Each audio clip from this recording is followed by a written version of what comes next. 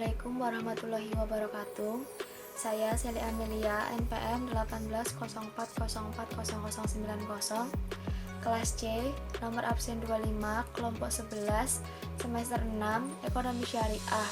Di sini saya akan menjelaskan tugas makalah saya yang berjudul Ketidaksempurnaan Pasar dan Ketidakseimbangan Keuangan. Diajukan untuk memenuhi tugas fiskal dan moneter. Dosen pengampu Ibu Selvia Nuriasari, MEI.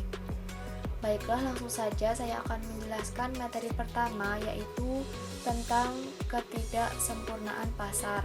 Sebelumnya saya akan menjelaskan apa itu pengertian pasar.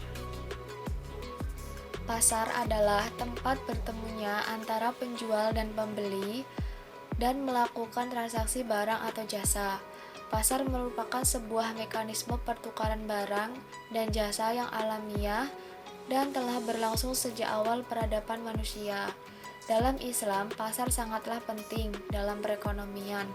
Pasar telah terjadi pada masa Rasulullah dan Khulafaur Rasyidin dan menjadi sunatullah yang telah dijalani selama berabad-abad. Al-Ghazali dalam kitab Ihya menjelaskan tentang sebab timbulnya pasar. Dapat saja petani hidup di mana alat-alat pertanian tidak tersedia. Sebaliknya, pandai besi dan tukang kayu hidup di mana lahan pertanian tidak ada, namun secara alami mereka akan saling memenuhi kebutuhan masing-masing. Dapat saja tukang kayu membutuhkan makanan, tetapi petani tidak membutuhkan alat-alat tersebut. Keadaan ini menimbulkan masalah. Oleh karena itu, secara alami pula orang akan terdorong untuk menyediakan tempat penyimpanan alat-alat di satu pihak dan penyimpanan hasil pertanian di pihak lain. Tempat inilah yang kemudian didatangi pembeli sesuai kebutuhannya masing-masing sehingga terbentuklah pasar. Pernyataan ini menunjukkan bahwa pasar adalah tempat yang menampung hasil produksi dan menjualnya kepada mereka yang membutuhkan. Pernyataan tersebut juga menyebutkan bahwa pasar timbul dari adanya double coincidence yang sulit bertemu.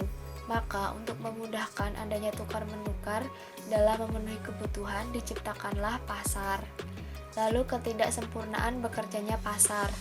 Ketidaksempurnaan pasar bisa terjadi disebabkan yang pertama, penyimpangan terstruktur. Struktur atau bentuk organisasi pasar akan mengganggu mekanisme pasar dengan cara yang sistematis dan terstruktur pula. Struktur pasar yang dimaksudkan adalah monopoli, duopoli, oligopoli, dan kompetisi monopolistik. Dalam monopoli misalnya, terdapat halangan untuk masuk bagi pengusaha lain yang ingin memasuki pasar sehingga tidak terdapat persaingan antar produsen. Produsen monopolis dapat saja mematok harga tinggi untuk memperoleh keuntungan di atas harga normal. Demikian pula bentuk pasar lainnya, meskipun pengaruh distorsinya tidak sekuat monopoli, akan mendistorsi bekerjanya pasar yang sempurna. Lalu yang kedua, penyimpangan tidak terstruktur. Selain itu, terdapat juga faktor-faktor insidensal dan temporer yang mengganggu mekanisme pasar. Beberapa contoh hal ini adalah usaha sengaja menimbun untuk menghambat pasokan barang agar harga pasar menjadi tinggi atau ihtikar, penciptaan permintaan semu untuk menaikkan harga atau najasi, penipuan kuantitas, kualitas, harga, atau waktu pengiriman barang atau tadlis. Kolusi para pedagang untuk membuat harga di atas harga normal atau bai al-hadir lil badi dan lain-lain. Yang ketiga, ketidaksempurnaan informasi dan penyesuaian. Ketidaksempurnaan pasar juga disebabkan karena ketidaksempurnaan informasi yang dimiliki para pelaku pasar. Informasi merupakan hal yang penting sebab ia menjadi dasar bagi pembuatan keputusan. Rasulullah melarang berbagai transaksi yang terjadi dalam ketidaksempurnaan informasi. Misal menghalangi transaksi pada harga pasar, mengambil keuntungan yang tinggi dengan memanfaatkan kebodohan konsumen dan lain-lain. Dalam praktik pasar tersebut, secara prinsip pokok masalahnya adalah ketika terjadi ketidaksempurnaan pasar atau penyimpangan, dan kemudian bagaimana Islam melihat kondisi seperti ini. Ajaran Islam memberi perhatian yang besar terhadap kesempurnaan mekanisme pasar. Pasar yang bersaing sempurna menghasilkan harga yang adil bagi penjual dan pembeli. Karenanya, jika mekanisme pasar terganggu, maka harga yang adil tidak dapat dicapai, begitupun sebaliknya.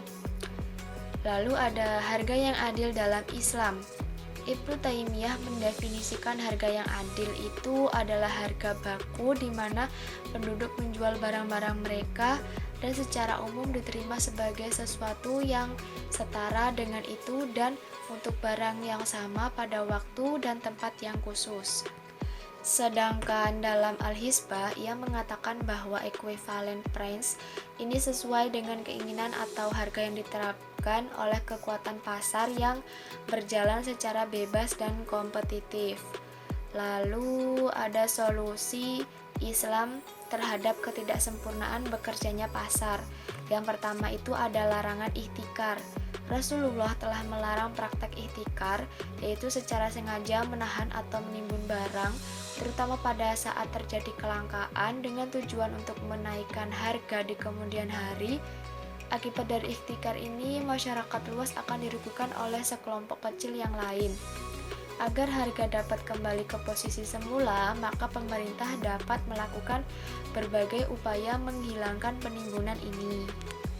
Lalu yang kedua, membuka akses informasi.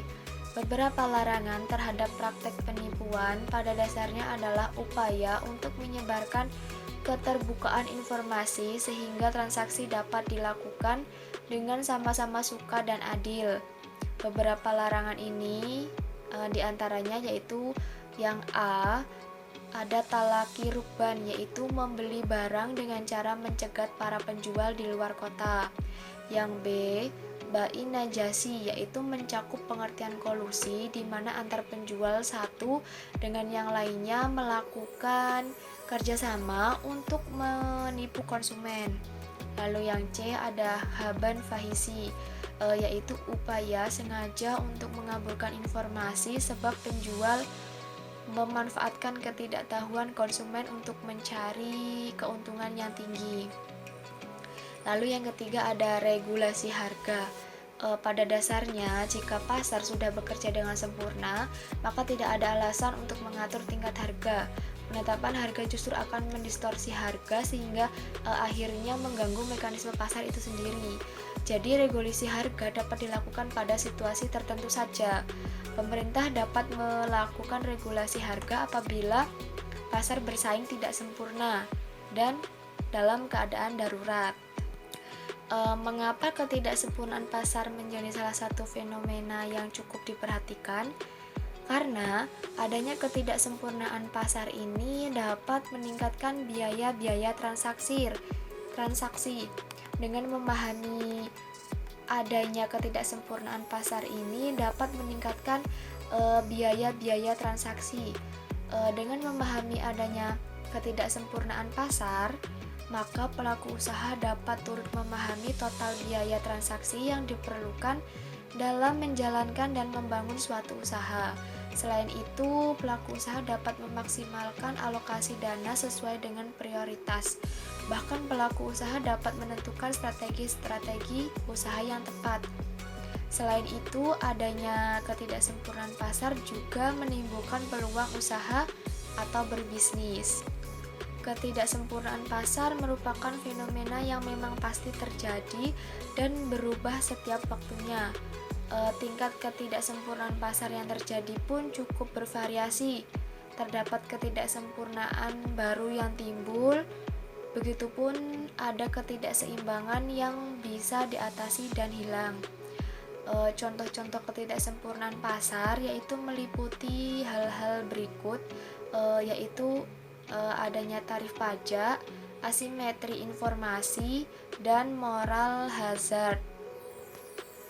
Ketidaksempurnaan pasar turut dipengaruhi oleh struktur pasar, dan struktur pasar dipengaruhi oleh resiko yang dihadapi oleh para pelaku pasar dan volume transaksi perdagangan di pasar. Volume transaksi perdagangan yang terus meningkat akan turut mengubah struktur pasar. Dengan demikian, resiko dan volume perdagangan juga menjadi faktor ketidaksempurnaan pasar. Semakin besar risiko yang akan dihadapi para pelaku pasar, semakin tinggi juga tingkat ketidaksempurnaan pasar. Sedangkan semakin tinggi volume perdagangan, tingkat ketidaksempurnaan pasar juga akan semakin tinggi. Lalu materi yang kedua yaitu tentang ketidaksempurnaan keuangan. Seperti yang pertama, saya akan menjelaskan terlebih dahulu itu apa pengertian uang. Secara umum, uang berdasarkan fungsi atau tujuan penggunaannya didefinisikan sebagai suatu benda yang dapat dipertukarkan dengan benda lain, dapat digunakan untuk menilai benda lain, dapat digunakan sebagai alat penyimpan kekayaan, dan dapat juga digunakan untuk membayar hutang di waktu yang akan datang. Sementara itu, Samuelson mengemukakan definisi uang sebagai media pertukaran modern dan satuan standar untuk menetapkan harga dan utang. Senada dengan definisi di atas, Lawrence About mengartikan uang adalah apa saja yang secara umum diterima oleh daerah ekonomi tertentu sebagai alat pembayaran untuk jual beli atau utang. Lalu ada jenis uang dan fungsi uang. Yang pertama ada jenis uang. Masyarakat pada umumnya lebih mengenal istilah uang tunai yang terdiri dari uang kertas dan uang logam. Uang tunai adalah uang yang ada di tangan masyarakat atau di luar sistem perbankan dan siap digunakan setiap saat, terutama untuk pembayaran dalam jumlah yang tidak terlalu besar. Uang tunai tersebut sering pula disebut sebagai uang kartal. Di Indonesia, uang kartal adalah uang kertas dan logam yang beredar di masyarakat yang dikeluarkan dan diedarkan oleh Bank Indonesia. Sedangkan uang yang berada dalam rekening giro di bank umum sering disebut sebagai uang giral. Sementara itu, uang yang disimpan dalam rekening deposito berjangka disebut sebagai uang kuasi. Dengan demikian, terdapat 3 jenis uang di Indonesia, yaitu yang A, ada uang kartal, yang B, uang giral, dan yang C, uang kuasi. Ketiganya ini juga disebut sebagai uang beredar. Uang beredar dalam arti sempit terdiri dari uang kartal dan uang giral, sedangkan uang beredar dalam arti luas terdiri dari uang kartal, uang giral, dan uang kuasi. Namun terdapat 2 perbedaan pokok dari ketiga jenis uang tersebut sebagaimana diungkapkan oleh Rifai dan kawan-kawan, yaitu yang pertama, bila dilihat dari lembaga yang mengeluarkan dan mengedarkan, terlihat bahwa uang kartal dikeluarkan dan diedarkan oleh bank sentral, sedangkan uang giral dan uang kuasi diciptakan dan diedarkan oleh bank umum. Lalu yang kedua, bila dilihat dari penggunaannya, uang kartal dan uang giral dapat digunakan langsung sebagai alat pembayaran, sedangkan uang kuasi tidak dapat langsung digunakan sebagai alat pembayaran. Lalu yang kedua ada fungsi uang. Yang pertama itu sebagai alat tukar.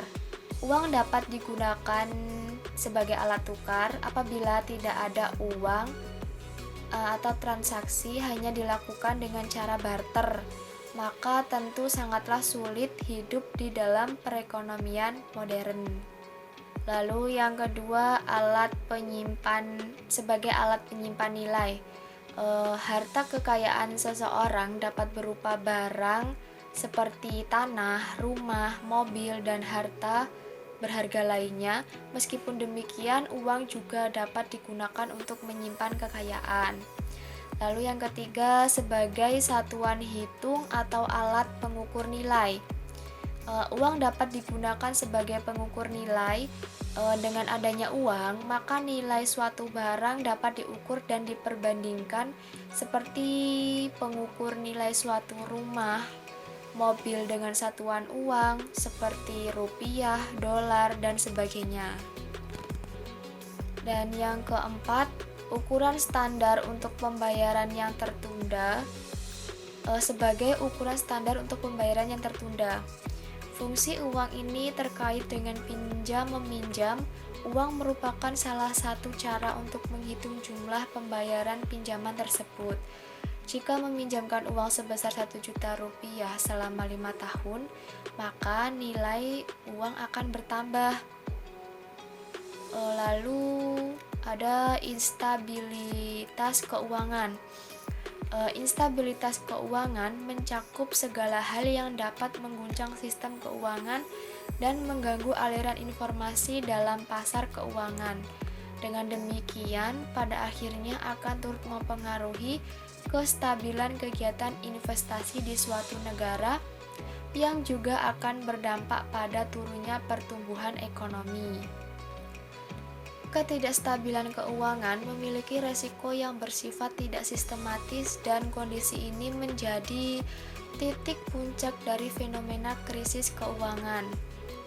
Alasan mengapa kestabilan sistem ekonomi perlu dijaga yaitu karena sistem keuangan merupakan motor penggerak sektor real, yaitu sebagai penyedia dana untuk kebutuhan di sektor real, sehingga ketika terjadi gangguan di dalamnya akan menyebabkan gangguan di sektor real melalui ketidakmampuan sektor keuangan untuk mendanai investasi dan usaha-usaha produktif lainnya di sektor real. Lalu ada indikator-indikator terjadinya gangguan pada sistem keuangan dapat dijelaskan sebagai berikut, yaitu ada 4 indikator. Yang pertama itu ada volatilitas pasar yang cukup tinggi yang diakibatkan oleh penurunan likuiditas pasar dan infrastruktur pasar. Yang kedua, ketika aset-aset keuangan dipergunakan tidak sesuai dengan fundamentalnya. Dan yang ketiga, tingginya kredit macet baik domestik maupun luar negeri. Dan yang keempat, terjadi peningkatan permintaan yang diiringi penurunan penawaran. Jadi, untuk mengidentifikasi apakah sistem keuangan suatu negara mengalami instabilitas, yaitu dengan menganalisis apakah seluruh indikator-indikator di atas terjadi. Mengingat dampak dari guncangan di sistem keuangan cukup besar, penting untuk menghindari hal tersebut dengan mengetahui dan memahami apa saja faktor-faktor yang dapat mendorong terjadinya instabilitas keuangan.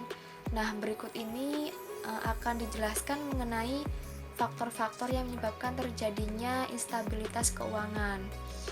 Yang pertama itu ada peningkatan suku bunga. Ketika ada sedikit guncangan pada sistem keuangan, akan turut mengganggu transaksi kredit di masyarakat. Hal ini dicerminkan dari menurunnya dana yang digunakan untuk kredit atau pembiayaan usaha di sektor real, sehingga hal ini kemudian akan menyebabkan kenaikan pada suku bunga. Dan yang kedua, peningkatan ketidakpastian keuangan. Pasar keuangan perlu diawasi secara berkala untuk menghindari kemungkinan terjadinya peningkatan ketidakpastian keuangan. Fenomena ini menjadi sangat wajar, mengingat bahwa perekonomian terus berkembang dari waktu ke waktu, sehingga kerangka kerja dan kebijakan yang dibangun juga terus berubah mengikuti keadaan saat ini dan perkiraan keadaan di masa depan. Terlebih lagi dengan adanya perkembangan teknologi dan inovasi dalam bidang keuangan semakin memunculkan model ketidakpastian yang baru, baik di negara berkembang maupun negara maju. Yang ketiga, penurunan neraca keuangan lembaga-lembaga di sektor keuangan. Ketika lembaga-lembaga keuangan mengalami masalah dalam pengumpulan dana yang cukup untuk memenuhi kebutuhan penyaluran pinjaman dana atau kredit, maka lembaga keuangan akan memiliki cara lain untuk mengatasi masalah tersebut. Salah satunya yaitu dengan menurunkan permintaan peminjaman dana melalui kenaikan suku bunga pinjaman yang tinggi. Dengan demikian, neraca bank akan mengalami penurunan dan menjadi tidak stabil. Hal ini tentu akan turut mengganggu kegiatan pinjam-meminjam dana dan investasi, sehingga akhirnya akan memperlambat pertumbuhan ekonomi. Lalu yang keempat, penurunan neraca keuangan sektor non-keuangan. Sektor non-keuangan yang dimaksud yaitu individu rumah tangga maupun perusahaan yang berperan sebagai pihak peminjam dana. Dalam hal ini, sebagai faktor yang menyebabkan ketidakstabilan keuangan, peminjam berperan sebagai penyumbang dalam kenaikan suku bunga yang diakibatkan dari tingginya permintaan dan pinjaman dari para peminjam, yang kemudian diiringi dengan kurangnya dana pinjaman yang disediakan oleh pihak pemberi pinjaman. Sedangkan dalam kondisi suku bunga kredit yang tinggi, peminjam memiliki kemungkinan untuk menghindari pinjaman tersebut karena suku bunga kreditnya tidak sesuai. Dalam hal ini kemudian akan menurunkan cash flow dalam neraca keuangan lembaga keuangan. Selain itu, adanya agunan atau jaminan dalam transaksi pinjam-meminjam justru menjadi salah satu pengaruh dalam kestabilan pasar itu sendiri. Karena adanya jaminan akan menurunkan nilai aset pihak pemberi pinjaman ketika terjadi kondisi gagal bayar peminjam. Ketika terjadi kondisi gagal bayar, pemberi pinjaman akan menjual aset jaminan sebagai pengganti dana yang tidak terbayarkan. Namun seringkali harga aset tersebut mengalami penurunan dan hal ini akan mempengaruhi neraca keuangan, sehingga berdampak pada ketidakstabilan keuangan. Kunci utama agar terhindar dari ketidakstabilan keuangan yaitu dengan menjadikan sektor real sebagai fokus utama dalam perekonomian, sedangkan sektor keuangan hanya berperan sebagai pendukung dari sektor real dalam hal penyedia dana untuk setiap kegiatan transaksi di sektor real. Mungkin itu tadi penjelasan materi dari saya. Apabila ada kesalahan dalam penyampaian ataupun materi, saya mohon maaf. Saya akhiri. Wassalamualaikum warahmatullahi wabarakatuh.